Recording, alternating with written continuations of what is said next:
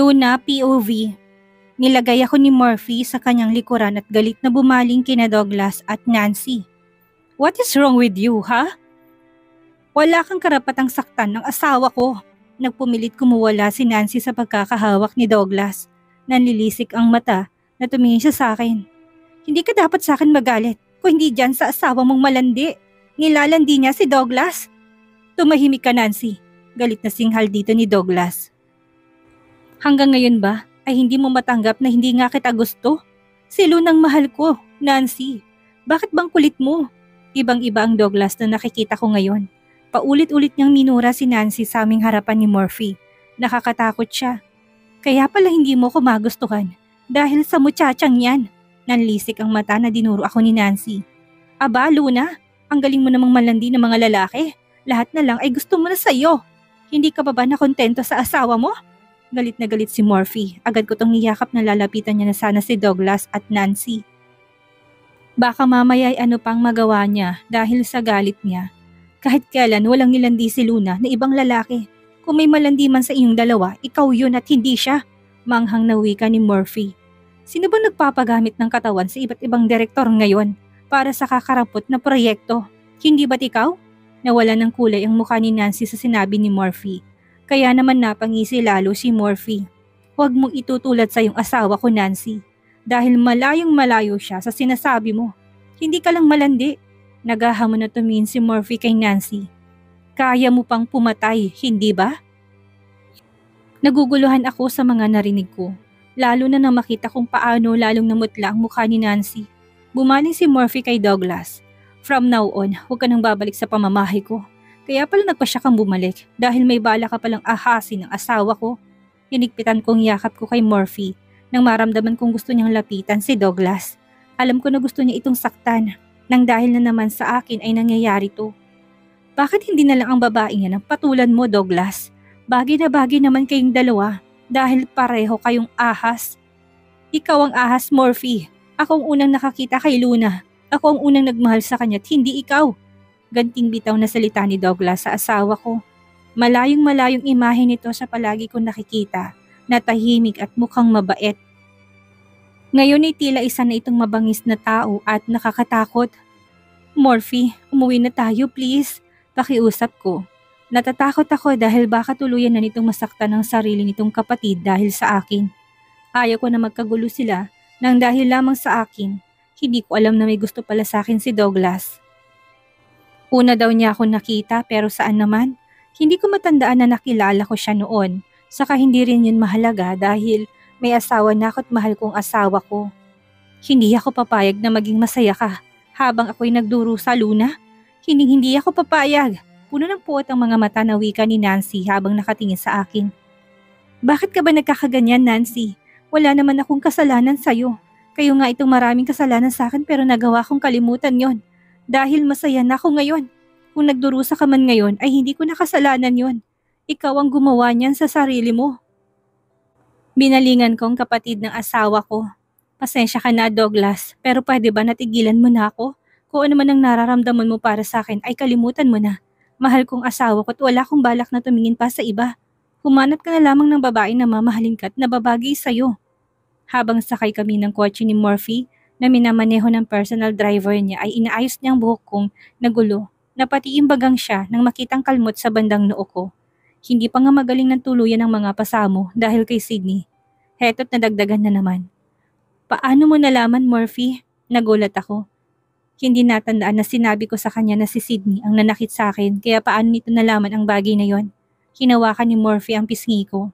Habang pinakatitigan ako sa aking mata, nalulunod ako sa dala ng emosyon ng kanyang kulay abong mga mata. Puno ito ng pagmamahal para sa akin. Malalaman ko dahil gusto ko, Luna. Asawa kita at mahal kita kaya aalamin ko kung sino man at kung ano man ang dahilan ng paghihirap mo. Sinabi ko naman sa'yo, hindi ba? Poprotektahan kita kahit ano pang mangyari. Ganun kita kamahal. Madamdamin niyang saad. Nagiko ako ng ulo para itago ang aking mukha. Hindi ko mapigilan ang pagbuhos ng emosyon ko. Kaya naiyak ako. Akala ko kanina ay magagalit siya sa akin dahil nakita niyang yakap ako ni Douglas. Pero hindi pala dahil malaki ang tiwala niya sa akin. Samantalang ako ay natakot agad na baka magalit to sa akin ngayong dapat ay magtiwala ko sa kanya na hindi niya ako pagdududahan. Luna, tawag sa akin ni Morphy habang napapakamot to sa ulo. Alam ko nakasal na tayong dalawa, pero pwede ba napakasalan mo ulit ako? Dumukot siya sa bulsa at naglabas ng isang kulay puting kahon. Dapat ay bukas pa ako magpo-propose sa'yo, Luna. Pero dahil sa nangyari ay natatakot ako na baka maagaw ka pa ng iba. Tumatawag sa kanya na alam kong isang biro. Nung ikasal tayo, hindi mo pa ako mahal. Ako lang ang nagmamahal sa ating dalawa. Kaya ngayon ay gustong ikasal tayo ulit. This time ay mahal na natin ang isa't isa't, hindi na one-sided love lang ang meron sa pagitan natin. Isinuot niya ang singsing sa daliri ko.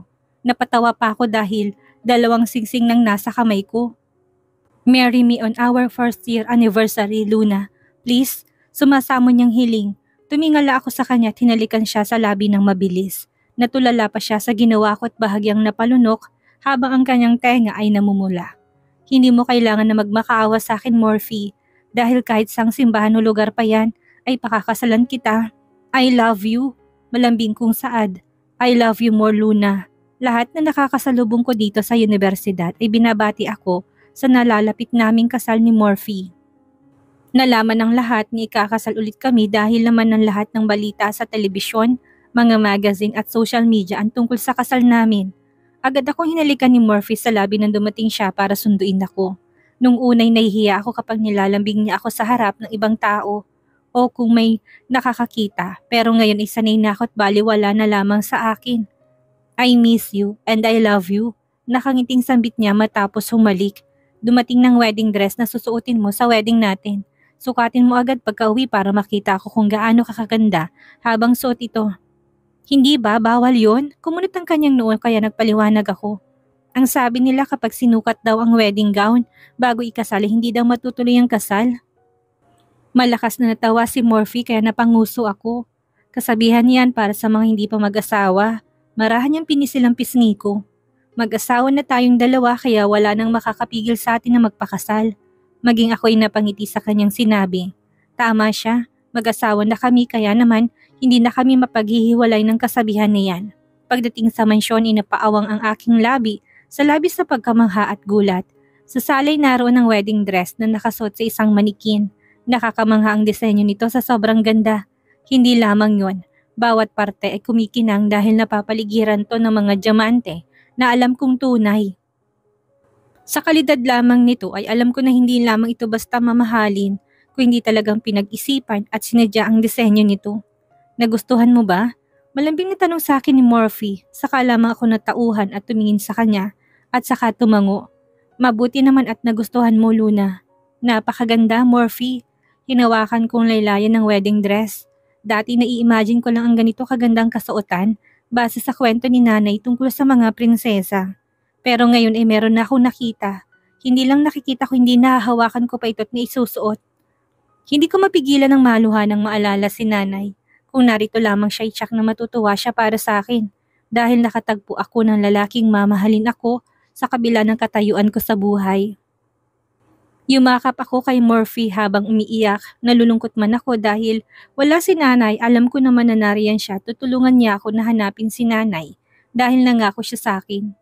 Salamat, Morphy. Palagi mo na lang akong pinapasaya. Hindi man kita kayang bigyan ng mga bagay na mamahalin, ay pinapangako ko naman na mamahalin kita habang buhay. Madamdamin kong sad habang nakayakap sa kanya. Sapat na sa akin na mahal mo ko, Luna. Basta mangako ka na palagi ka mananatili sa tabi ko at hindi mo ko iiwan. Yun lang ang nais ko at wala ng iba pa. Ani Morphy, agad akong tumango. Pangako, Morphy, araw-araw din kitang mamahalin. Happy birthday, Luna! Nabigla ako sa pagbati niya. Akala ko'y ako lamang ang nakakaalala sa birthday ko. Thank you, Morphy. Nakita ko umiiyak si Aling Babot at Ate Rose habang nakatingin sa amin ni Morphy. Umiiyak ang mga to dahil masaya sila para sa akin. Luna! Madamdamin na yumakap sa akin si Aling Babot at ganon din si Ate Rose na magpunta ako sa kanilang kwarto. Sobrang saya namin para sa'yo. Nakita namin na sobra ka talagang mahal ni Sir Morphy at nakikita din namin na hindi ka niya sasaktan. Sigurado ako na sobrang matutuwa si Magda kung narito lamang siya ngayon. Dugtong pa ni Aling Babot. Kaya nga sayang at wala siya para masaksihan ang ikalawang kasal ni Luna. Hindi bale, hindi ba't nangako si Sir Murphy na hahanapin ang nanay mo? May balita na ba? Umiling ako. Wala pa rin sinasabi sa akin si Murphy, Ate Rose. Pero sa tingin ko, wala pa dahil wala siyang nababanggit sa akin. Sagot ko rito. Hay nako, sigurado ako na mamamatay sa inggit sila senyora dahil malayo to sa inaasahan nilang kahihinatnan mo. Naniniwala na talaga ako sa karma. Abay si Nancy, sumikat nga pero nalaos din agad. Daig pa niya ngayon ng isang trapo sa entertainment industry. Totoo nga ang kasabihan na hindi nananalong mga maitimang budi sa mga mabuti. Palatak pa ni Ate Rose habang nakataas pang isang kamao sa ere. Kaya natawa kaming pareho ni Aling Babot. Palaging nababanggit ni Ate Rose ang mga Aquino sa tuwing nag-uusap kami. Hindi maalis ang inis at galit ni Ate Rose sa mga ito dahil sa kanilang masamang pag-uugali.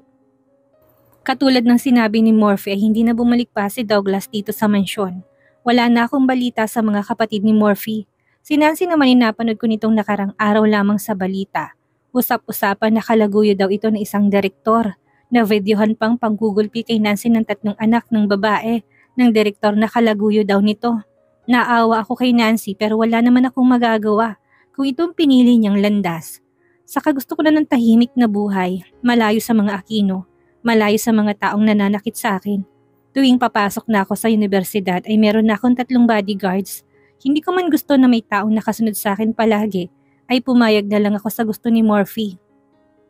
Alam ko naman na para sa akin ang ginagawa niya. Iniiwasan lang niya na mangyari ulit ang pananakit sa akin ni na Sydney at Nancy.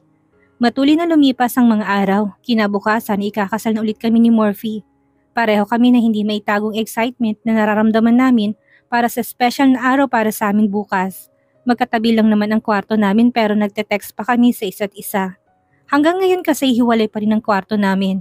Nang may ideyang pumasok sa isip ko ay tumayo ako at nagpunta sa kwarto ni Morphy. Akmang kakatok pa lang ako ng kusang bumukas, ang pinto't sumungaw ang gwapo niyang mukha. Halatang nagulat siya nang makita ako. Saan ka pupunta? Tanong ko kahit na may idea na ako kung saan siya tutungo. Napakamot siya sa ulo. Hindi ako makatulog Pupuntahan sana kita sa kwarto mo. Pinigilan ko na wag matawa dahil nakikita ko nahihiya siya. Nabibilieve ako kay Morphy sa totoo lang dahil hanggang ngayon ay ginagalang niyang desisyon ko. Nahiwalay na muna kami ng kwarto. Ni minsan hindi niya ako pinilit sa bagay na siya lamang ang may gusto. Tumikim ako tinulak siya papasok ng kanyang kwarto. Puro kulay pula at puti ang team ng kwarto ni Morphy. Lalaking lalaki ang dating ng disenyo ng kanyang kwarto. Napaawang ang aking labi ng matuon ng aking mata sa wall sa bandang headboard ng kanyang kama.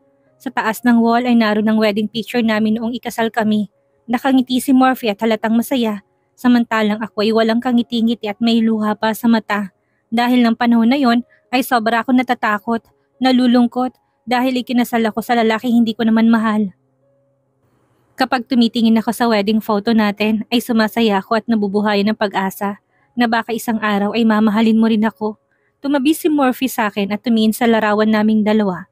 Sa tuwing nakikita kong lungkot at takot sa mata mo noon, ay nasasabi ko sa sarili ko na kapag minahal mo ko at naging akin ang puso mo, ay hindi ka naiiyak pang muli.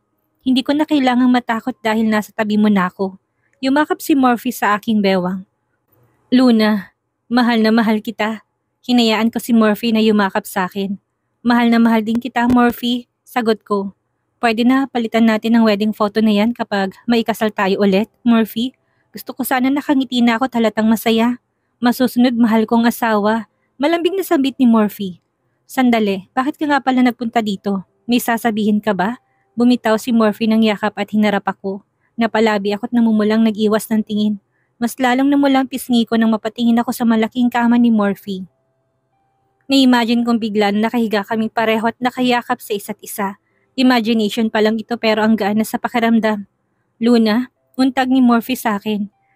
Naisip ko kasi na kasal na tayo't mahal na natin ang isa't isa kaya pwede na siguro tayong matulog sa iisang kwarto.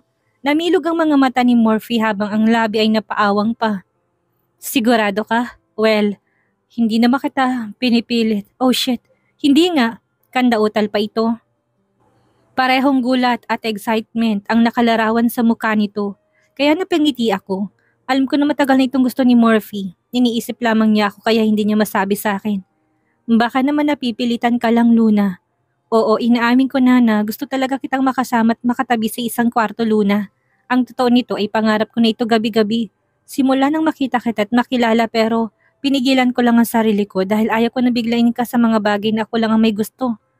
Ayaw mo nito, natupad ng pangarap mo? Biro ko sa kanya, napatili ako sa gulat nang bigla niya akong buhatin at ibagsak ang katawan naming pareho sa kama. Anong ayaw? Gustong gusto ko kaya. Agad yung sabi na tumatawa pa. Napapikit ako habang nakayakap sa kanya. Sobrang komportable ako sa bisig niya.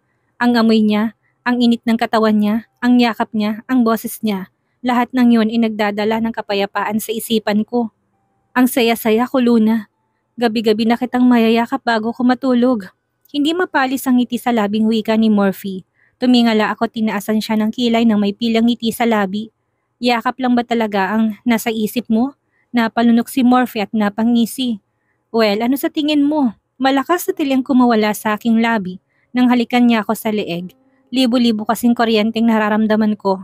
Para kaming bata ni Morphy na nagkukulitang dalawa. Ang malakas na tawa namin ang maririnig sa bawat sulok ng kwarto naming dalawa. The wedding. Walang pagsidla ng saya ang nararamdaman ko ngayon habang naglalakad sa mahabang red carpet papunta sa altar kung nasaan naghihintay sa akin si Morphy. Karamihan sa mga bisita ay puno ng paghangang nakatingin sa akin dahil sa napakaganda kong suot. Pakiramdam ko ng mga sandaling ito ay sa talaga akong prinsesa at si Morphy ang prinsipe ko.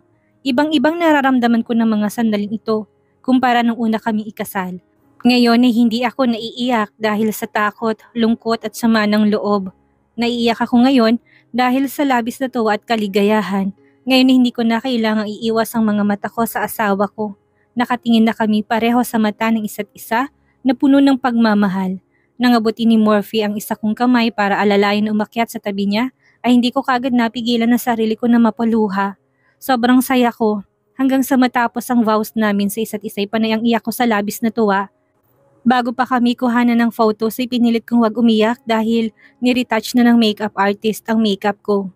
Gusto ko kasi na hindi ako mukhang malungkot sa wedding photos namin. Morphy, sigurado ka ba na hindi mo pinilit si Luna na pakasalan ka? Eh bakit iyak nang iyak yan? Biro ni Blue. Gago, luha ng kaligayahan ng tawag dyan. Basag ng asawa ko sa kaibigan niya. Tinamaan din ng gago. Pasabi-sabi ka pa na hindi ka tatamaan sa isang babae. Tingnan mo naman ngayon, Morphy. Patay na patay ka sa asawa mo, ani Geoff. Parang hindi ka patay na patay kay Kendra ah. Asar pabalik ni Morphy kay Geoff. Nanlaki ang mata ni Geoff. Hoy, sino nagsabi niyan? That's not true. Pareho-parehong natahimik sila Geoff, Blue, Morphy nang lumapit sina King at Dalton sa kanila. Hey, kanina lang ang ingay nyo. Tumingin si Dalton at King sa amin ni Morphy at binati kami. Congrats Morphy and Luna, best wishes. Mababait ang kaibigan ng asawa ko. Lahat ng mga ito'y kanya-kanyang asaran at pustahan kung sinong susunod na ikakasal. Maging sina Aling Babot at Ate Rose ay binati din ako. Masaya kami para sa'yo, Luna. Panatag na talaga kami na hindi ka naiiyak kailanman dahil nariyan na si Morphy para alagaan at protektahan ka. Lumuluhang saad ni Aling Babot, panay ang pahid nito ng luha na walang patit sa pagtulo. Maging si Ate Rose ay emosyonal din. Salamat po sa inyo Aling Babot, Ate Rose. Kung hindi dahil sa pagmamahal niyo sa akin, hindi rin ako tatatag ng ganito. Baka tuluyan na ako sumuko nang nawala si nanay. Lumuhang yumakap ako sa kanilang dalawa. Habang si Morphy ay nakamasid sa amin na merong pagpapasalamat sa muka. Nang matapos ang mahaba-habang iyakan namin, ay inakay na ako ni Morphy para puntahan ng iba pang mga bisita. Pero napahinto ako sa paghakbang at napahawak ako sa aking ulo na makaramdam ng matinding pagkahilo. Maging ang sikmura ko'y umiikot na para bang masusuka ko anumang sandali. Luna! Boses ni Morphy ang huli kong narinig bago ako tuluyang nawalan ng malay. Bakit kayo nawalan ng malay si Luna? Ano ang malalaman ni Morphy na ikakagulat niya? Yan ang ating aalamin sa susunod nating kabanata.